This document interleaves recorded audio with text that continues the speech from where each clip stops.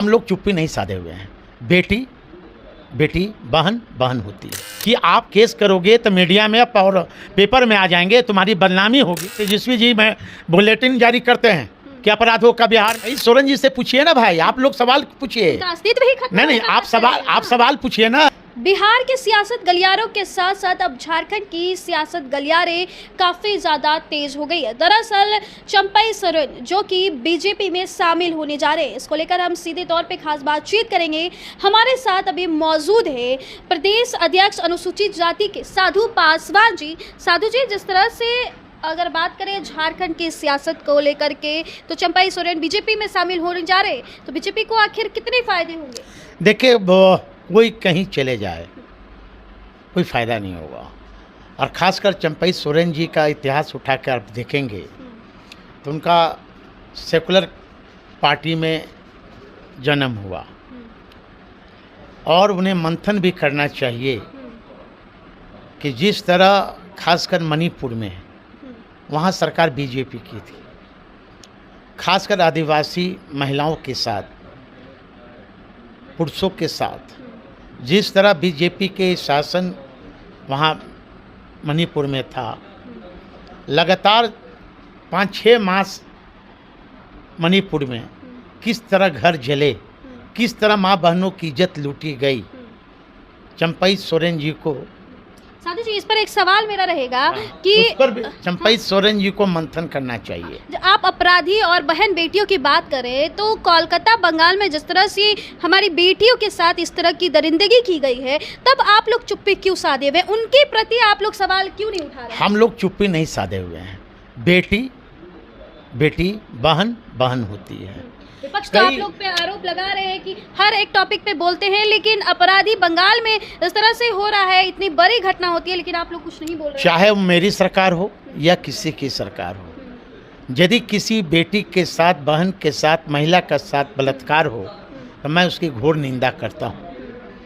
लेकिन अभी गया में कब 2 दिन पहले 2 महादलित लड़कियों के साथ बलात्कार हुए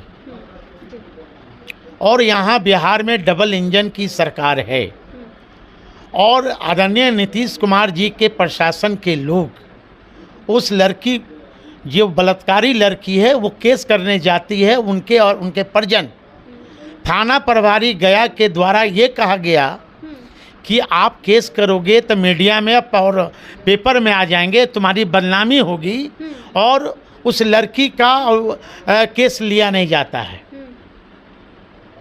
इससे और क्या शर्मनाक घटना हो सकती है? बिहार में जिस तरह मुजफ्फरपुर बालिका गृह कांड में जिस तरह सरकार के लोग शामिल हैं और अभी तक कार्रवाई नहीं हुई, चूहा बिल्ली का खेल खेला जा रहा है, तो उस पर डबल इंजन की जो सरकार है उस पर बीजेपी क्यों चुप है? लेकिन बीजेपी आप लोगों पर आरोप लगाते हैं कि आप लोग भले ही जनता की बात करते हैं, लेकिन जितने आपराधिक कार्य हैं आप लोगों के द्वारा किए गए हैं उतने कोई भी नहीं किए, जिसका सारा लिस्ट वो लोग तैयार करके अभी भी रखे हुए हैं। वो हमारे पास भी लिस्ट है और हमारे नेता आदरणीय तेजस्वी जी में बुलेटिन जारी करते हैं कि अपराधों का बिहार में और उत्तर प्रदेश में। पहले अपने गरिमा में तो बीजेपी के लोग झाँके। 15 साल बिहार में उनकी सरकार है, डबल इंजन की सरकार है, उसमें 15 महीना काट दीजिए। हम लोग उस सरकार में शामिल थे। केंद्र में 15 साल से सरकार है बीजेपी का, मध्य प्रदेश में बीजेपी की सरकार है, वहाँ एक दलित युवक को मुंह में पेशाब पिलाया जाता है एक बीजेपी के वरिष्ठ नेताओं के द्वारा। लेकिन वहाँ की ही जो गवर्नमेंट है उन दलित की पैर जाकर अपने हाथों से धोते हैं। नहीं, पैर धोना और क्या धोना, ये सब दिखावा से काम नहीं चलेगा। एक तरफ आप दलितों को सूली पर चढ़ा रहे हो, हाँ, क्या एक तरफ, दूसरी तरफ आप पैर धोने से काम चलेगा?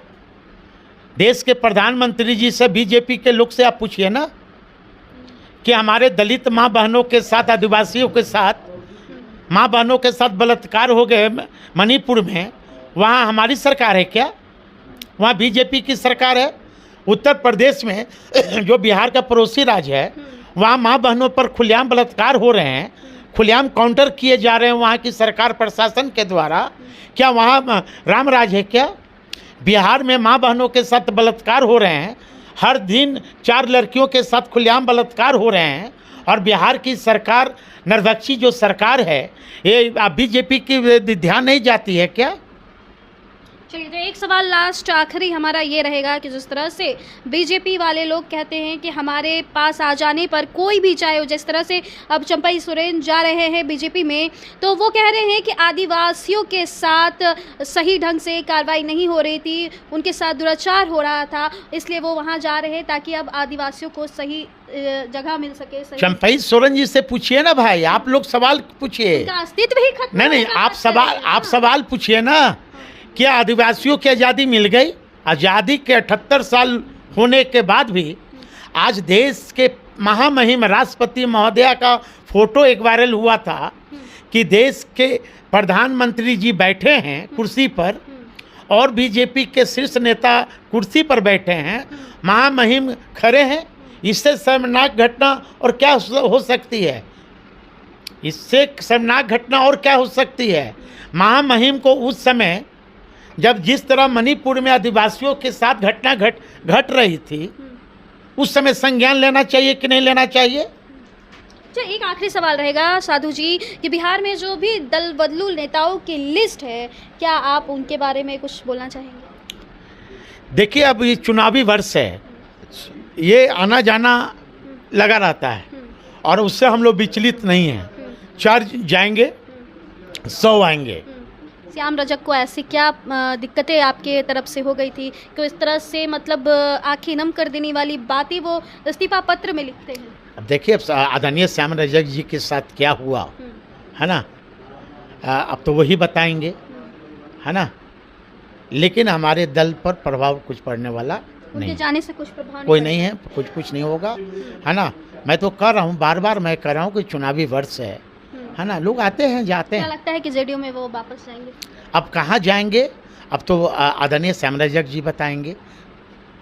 तो चलिए, आपने साफ तौर पर सुना कि चाहे वह बिहार की राजनीति हो, चाहे झारखंड की राजनीति, इस मुद्दे पर खास बातचीत हमारी संपन्न हुई। हमारे साथ अभी मौजूद थे साधु पासवान जी। आपको क्या लगता है इनको लेकर के? हमें कमेंट बॉक्स में अपनी प्रतिक्रिया दे दीजिएगा और ऐसे देश दुनिया की तमाम खबरों के लिए हमारे चैनल के साथ बने रहिएगा। बहुत बहुत धन्यवाद।